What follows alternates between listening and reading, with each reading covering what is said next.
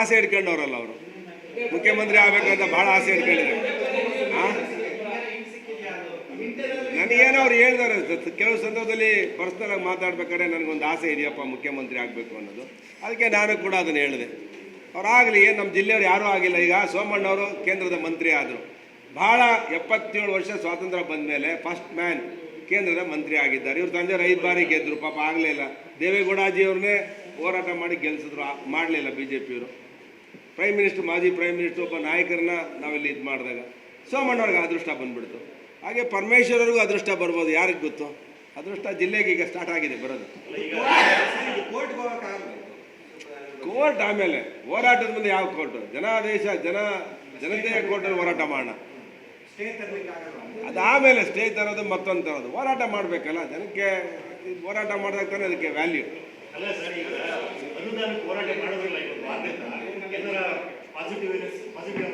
ಅನುದಾನ ಕೊಡ್ತೀವಿ ಅಂತ ರಾಜಾರೋಷವಾಗಿ 2 ಸಲ ನನಗೆ ಫೋನಲ್ಲಿ ಮಾತಾಡಿದ್ರು ಪರಮೇಶ್ ಸಾಹೇಬರು. ನೀವು ದೌಡಾಯಿಸ್ಬಿಟ್ರು ಸುರೇಶ್ ಗೌಡರು, ಏನೋ ಕಂಪ್ಲೇಂಟ್ ಕೊಟ್ಟ ಮೇಲೆ ಅಂತ ನಾನು ನೇರವಾಗಿ ಹೇಳಿದೆ. ನಾನು 1 ಲಕ್ಷ ಕೊಡ್ತೀನಿ ಅಂತ ಹೇಳಿದ್ ನಿಜ, ಕಪ್ಪು ಕೊಟ್ಟಿದ್ದೆ ಆಫೀಸ್ನವ್ರಿಗೆ, ಕಪ್ಪು ಬಾವುಟನ ಅಂತ. ನಾನೇ ಹೆದರ್ಕೋಬೇಕು? ಹೇಳಿದ್ಮೇಲೆ ಅನಿಸ್ಕೊಳ್ಳೋಷ್ಟು ತಾಕತ್ತು ಸುರೇಶ್ ಗೌಡನಿಗಿದೆ. ನಾನು ಯಾರು ಎದುರ್ಕೊಂಡು ಏನು ಬದುಕಲ್ಲ. ನಾನು ಎದುರಿದ್ರು ನಮ್ಮ ಕ್ಷೇತ್ರದ ಮತದಾರರಿಗೆ, ದೇವ್ರಿಗೆ ಬಿಟ್ಟರೆ ಜ್ಞಾನವೇ ಇರೋದು. ಅದರಿಂದ ನಿಮಗೂ ಗೊತ್ತಿರಲಿ ಮೀಡಿಯಾದವರು, ಯಾರು ಸುರೇಶ್ ಗೌಡ ಎದುರ್ಕೊಂಡು ದೌಡಾಯಿಸ್ಬಿಟ್ಟ ಅಂತ ಹೇಳಿದ್ರೆ ಕೇಸು, ನಾನು ಹುಟ್ಟಾಲಿಂದ ಕೇಸ್ ಹಾಕ್ತಾನೆ ಬಂದಿದ್ದು. ನಾನು ರಾಜಕೀಯ ವಿದ್ಯಾರ್ಥಿ ನಾಯಕ ಆದಾಗಲಿಂದಲೂ ಕೂಡ ತೊಡೆ ತಟ್ಟಿ ಅನ್ಯಾಯದ ವಿರುದ್ಧ ಹೋರಾಟ ಮಾಡಿ ರಾಜಕೀಯ ಮಾಡ್ಕೊಂಡ್ಬಂದಲ್ಲ. 16 ವರ್ಷಕ್ಕೆ ನಾನು ರಾಜಕೀಯ ಪ್ರಾರಂಭ ಆಗಿ ವಿದ್ಯಾರ್ಥಿ ನಾಯಕ ಆಗಿದ್ದಾನೆ. ಅವತ್ತೇ ಗೋವಾದಲ್ಲಿ ಕನ್ನಡದವ್ರಿಗೆ ಹೊಡೆದವರೆ ಅಂತ ಅಂದಮೇಲೆ ಸ್ಟೂಡೆಂಟ್ ಹೆಸರೇ ಬಸ್ ಕಲ್ಲು ಹೊಡೆದು ಗೋವಾ ಬಸ್ಗೆ ಗಲಾಟೆ ಮಾಡಿ ಗೌರ್ಮೆಂಟ್ ಇಂಜಿನಿಯರ್ ಕಾಲೇಜ್ ಮಲ್ಲೇಶ್ವರಮಲ್ಲಿ ಅರೆಸ್ಟ್ ಆಗಿತ್ತು. 16 PUCನೇ ವಿದ್ಯಾರ್ಥಿ ನಾಯಕ ನಾನು. ಅದರಿಂದ ಎದುರದು ಜಗ್ಗದು ಬಗ್ಗದು ಸುರೇಶ್ ಗೌಡ ಜಾಯಮಾನನೇ ಇಲ್ಲ. ಅದನ್ನ ಹೋರಾಟ ಮಾಡ್ತೇವೆ.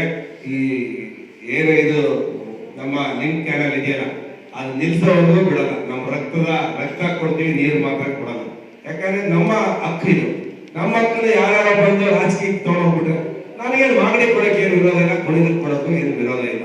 ಆದ್ರೆ ಯೋಜನೆನ ಸೈಂಟಿಫಿಕ್ ಆಗಿ ಮಾಡಿ ಇರೋದು ₹1 ರೂಪಾಯಿನ 10 ಜನಕ್ಕೆ ಹಂಚ್ಬೇಕು. ತಾಲೂಕಲ್ಲಿ 10 ಜನಕ್ಕೂ ಹಂಚ್ಬಿಟ್ಟಿದ್ದಾರೆ.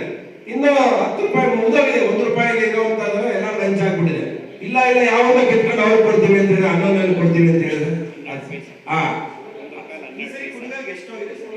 ಅಯ್ಯೋ 4 TMC ಮೇಲೆ ಹೋಗಿದೆ.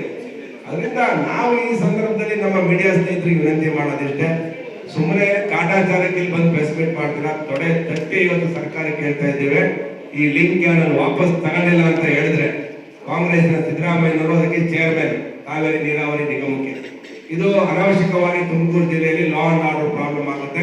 ದಯವಿಟ್ಟು ಈ ಕೂಡಲೇ ಇದನ್ನ ರದ್ದು ಮಾಡಬೇಕು. ಅಸೆಂಬ್ಲಿಯಲ್ಲೂ ಕೂಡ ತೊಡೆ ತಟ್ಟಿ ನಾನು, ಕೃಷ್ಣಪ್ಪನವರು, ಜ್ಯೋತಿ ಗಣೇಶ್ ಅವರು ಮತ್ತೆ ಸುರೇಶ್ ಬಾಬು ಅವರು ಕೂಡ ಹೇಳ್ತೇವೆ, ಯಾವುದೇ ಕಾರಣಕ್ಕೂ ಬಿಡ. ನಮ್ಮ ಹಕ್ಕು ರೀ, ಯಾರಪ್ಪನ ಮನೆಯದಲ್ಲ ಇದು. ನಮ್ಮ ಇಂದಿನ ನಾಯಕರುಗಳು ಜೈಲಿಗೆ ಹೋಗಿ ಹೋರಾಟ ಮಾಡಿ ಹೇಮಾವತಿ ನೀರನ್ನು ತಂದಿದ್ದಾರೆ. ನಮ್ಮ ಹಕ್ಕನ್ನ ಕಿತ್ಕೊಳ್ಳಕ್ಕೆ ಯಾರಿಗೂ ಬಿಡಲ್ಲ. ನಮ್ಮ ಹಕ್ಕದು, ನಮ್ಮ ಶಾಶ್ವತವಾದ ಹಕ್ಕದು. ಎಲ್ಲರೂ ಇವತ್ತು ಒಂದೊಂದು ತಾಲೂಕು ಹೋಗ್ಬಿಟ್ಟು ನಮ್ಗೆ ನೀರಿಲ್ಲ, ನಾವೇನು ಹೋಗ್ಬೇಕು?